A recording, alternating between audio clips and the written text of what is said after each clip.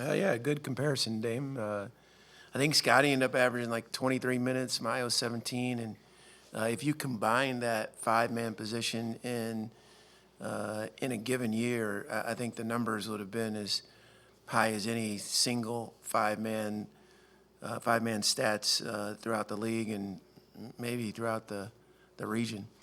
And I think Blake and Shiloh have been similar. There's some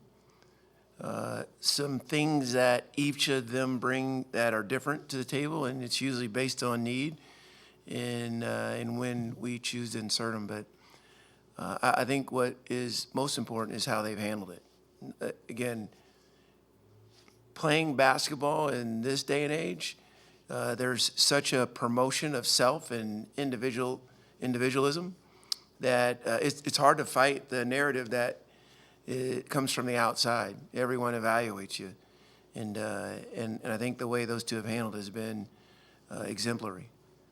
You go back to like Scotty finished the game against Lipscomb in the ASUN championship game, and you went with Mayo against Mississippi State because of his ability to pass against their defense during that run.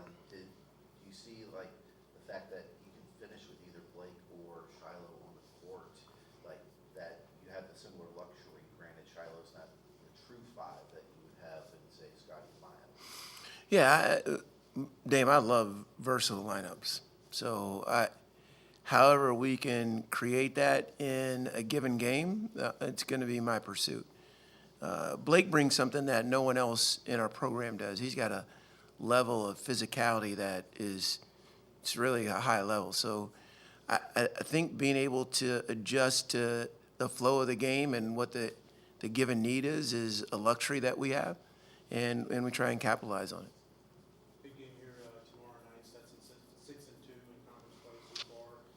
What have you seen out of Coach Jones and his squad? I see that we got a few transfers they brought in. Yeah, boy, they've got a really, really good offensive team, and Donnie's he's a terrific coach, way underrated.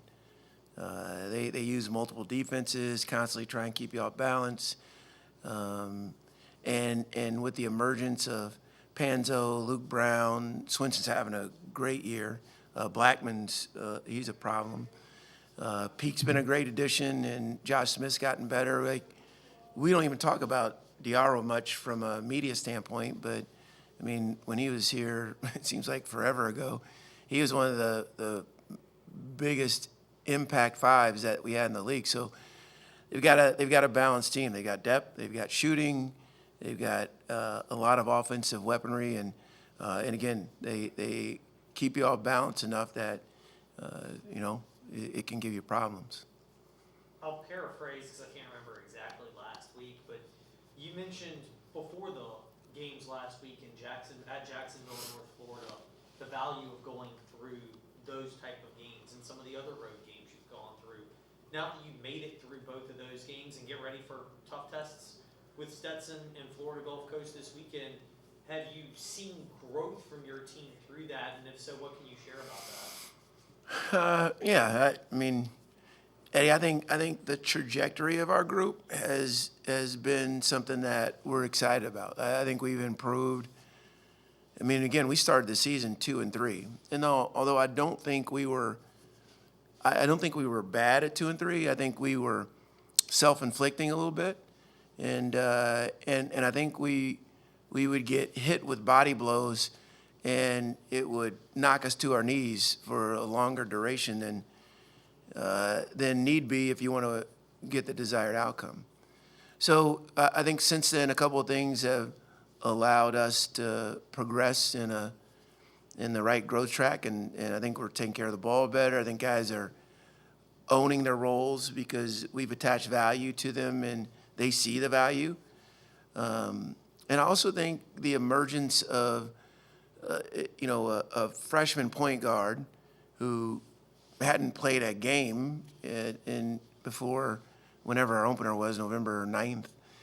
I just think you've seen his steadiness infect our group, and but look, they're all hard. It's Division I. Like, turn on a game, any game at night, and if you go through if you got the ESPN Plus, like, you're going to find a game where a team loses to a team that Ken Palm they said they should have beat by however many. Last night it was Kent State, Northern Illinois. I turned that on because Kent's one of the best mid-majors in the country, great coach. And Northern Illinois beat them 10. And Northern Illinois was, I don't know what their record was in league. But so, yeah, the Jacksonville trip, there was going to be hard places to win. They have a lot of confidence at home. Stetson, Gulf Coast, they're going to be hard. But whomever we play after that, Austin Peay, those are going to be hard. So that's what a college basketball season is like, especially if you're near the top of the standings.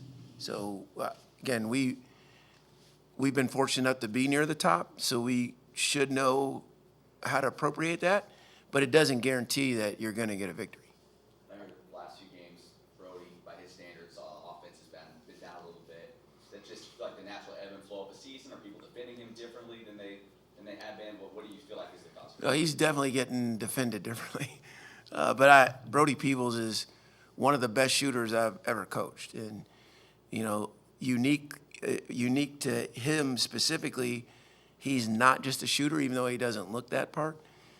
So I'm really confident that that'll trend back in the direction that is favorable for us.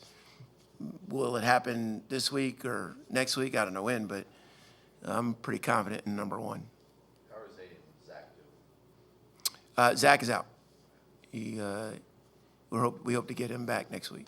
And Zay is game time decision.